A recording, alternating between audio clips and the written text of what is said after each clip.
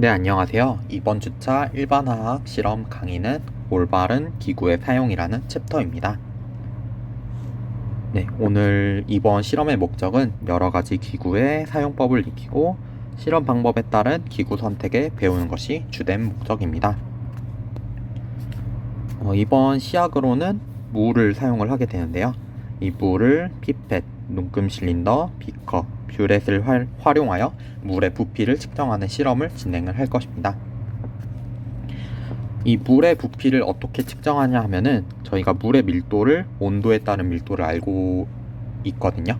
나중에 테이블로 참고를 할 수도 있고 아니면 검색을 통해서 물의 밀도를 구할 수가 있습니다.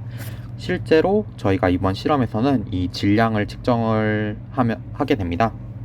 따라서 저희가 밀도, 질량을 알고 있기 때문에 질량의 밀도를 나눠주면은 이렇게 부피를 구할 수가 있게 됩니다. 따라서 이 질량 측정을 하기 위해서는 여러분들이 저울 사용법을 숙지를 하셔야 하는데요. 화학뿐만 아니라 대다수의 실험은 전자저울, 다른 말로 화학저울이라고도 불리는데 일반적으로 전자저울은 측정 용량이 수백 그램부터 정밀도가 높으면 마이크로그램까지 측정을 할 수가 있습니다. 이번 실험에서는 0.001g까지 사용이 가능한 정밀저울을 사용을 하게 되고요. 그리고 저울을 사용하는 방법은 먼저 저울의 전원을 켜시고 저울에 저희가 측정하고자 하는 용기, 이번 실험에서는 100ml 비커를 저울에 올리게 됩니다. 그리고 태워를 눌러 이 저울에서 0점을 맞춰주고 이렇게 000으로 맞춰주게 됩니다.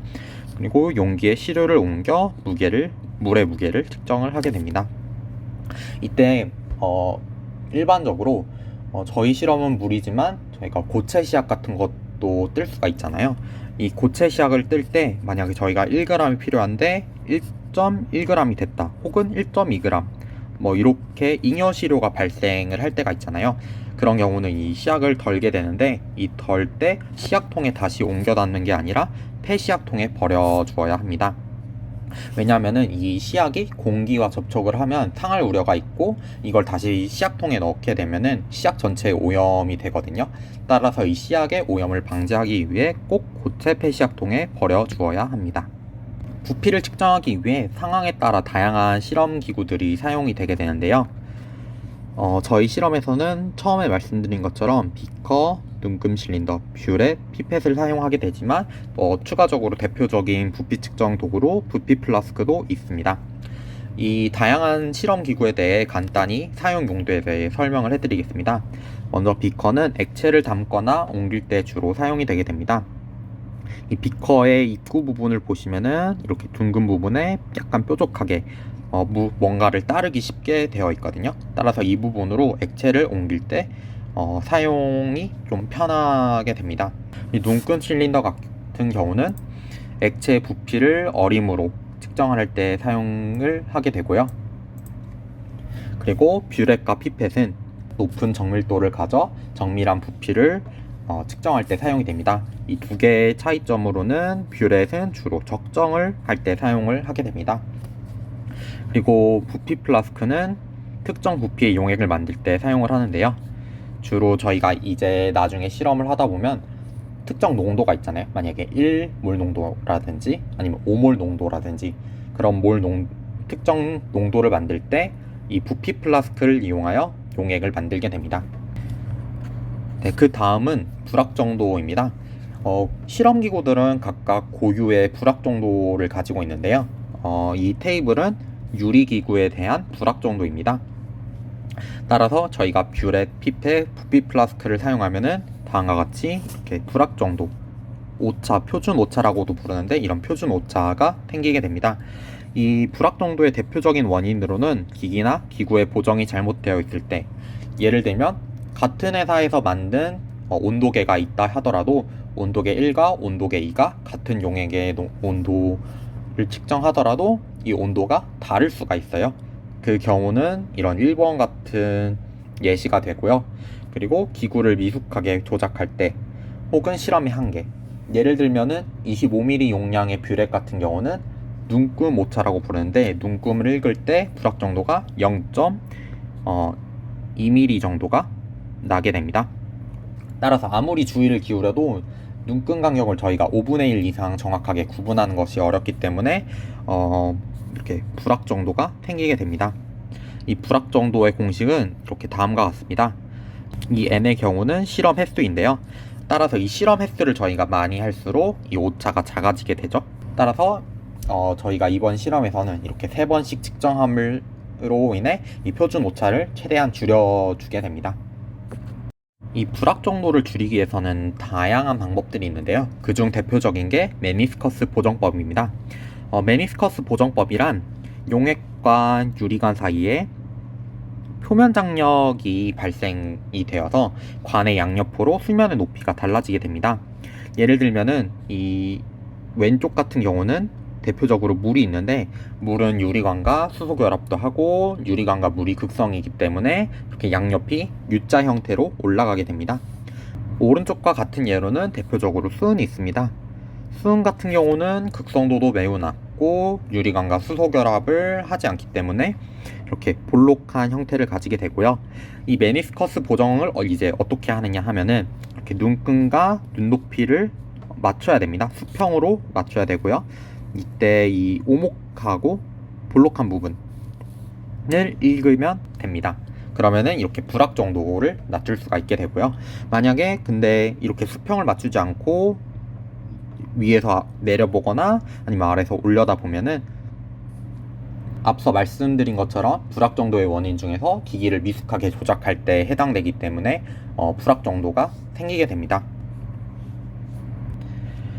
그리고 추가적으로 정확도와 정밀도에 대한 용어를 설명을 해드리면, 정밀도는 여기 보시는 것 같이 높을수록 촘촘하게 모여있죠. 따라서 정밀도는 같은 측정을 반복했을 때 측정값 사이의 유사성을 나타내게 됩니다. 그리고 정확도 같은 경우는 정확도가 높을수록 최대한 이 가운데가 참값이라 한다면 이 참값에 모여있게 되거든요. 따라서 정확도는 측정값이 얼마나 참값에 가까운지를 나타내게 됩니다. 이 삼각 플라스크와 둥근 바닥 플라스크의 비교 같은 경우는 책에 나와 있어서 설명을 드리는데, 삼각 플라스크 같은 경우는 바닥이 평평하여 안정적이고 위로 갈수록 폭이 이렇게 좁아지기 때문에 액체를 넣었을 때 잘 튀지 않습니다. 그러니까 튀어도 외부로 튈 일이 없죠. 하지만 이렇게 둥근 바닥 플라스크와 다르게 벽면의 두께가 일정하지 않아 열이 골고루 주어지지 않습니다. 따라서 이 열 전달을 고르게 하려면은 이 둥근 바닥 플라스크를 사용하게 됩니다. 사진은 이렇게 되는데 실제로는 진짜 이렇게 바닥이 둥근 형태로 생겼습니다. 그리고 이 물의 온도별 밀도 변화는 아까 맨 처음에 설명해드렸듯이 이 온도에 따라 밀도가 변하게 되거든요. 따라서 이 이후 영상에서 저희가 온도를 주어지면 여러분들이 이 밀도 테이블을 참조하여서 결과를 작성해 주시면 됩니다. 이번 실험의 실험 목적은 다음과 같습니다. 물의 부피를 먼저 이 다양한 실험 기기 50ml 비커, 10ml 피펫, 10ml 눈금 실린더, 50ml 뷰렛으로 물의 부피를 측정하고, 그리고 미리 질량을 잰 비커에 구분하여 옮겨 담아 시료를 넣은 100ml 비커의 질량을 측정을 하게 됩니다. 그러면은 위에서 측정한 질량과 그 다음 측정한 질량의 비커에서 질량을 빼주면은 물의 질량이 나오겠죠. 그리고 아까 테이블에 나온 것처럼 실험실 내부의 온도에 따라 그 온도에 맞는 물의 밀도를 참조하여 질량값을 밀도로 나눠 부피를 구합니다. 실험을 3회 반복하여 부피를 구해보고 측정한 부피와 비교하여 얼마의 오차가 있는지를 알아봅니다. 주의사항으로는 부피를 측정할 때는 실험기구와의 표면 장력에 의해 메니스커스 보정법을 해줘야 된다는 것이고요. 꼭 눈과 평행으로 눈금을 읽어주어야 되고요. 그리고 저울을 사용할 때 주의를 항상 청결하게 유지해야 됩니다. 그러니까 저울에 만약에 물을 흘렸거나 아니면 뭔가가 묻었거나 하는 경우는 바로 닦아주어야 합니다.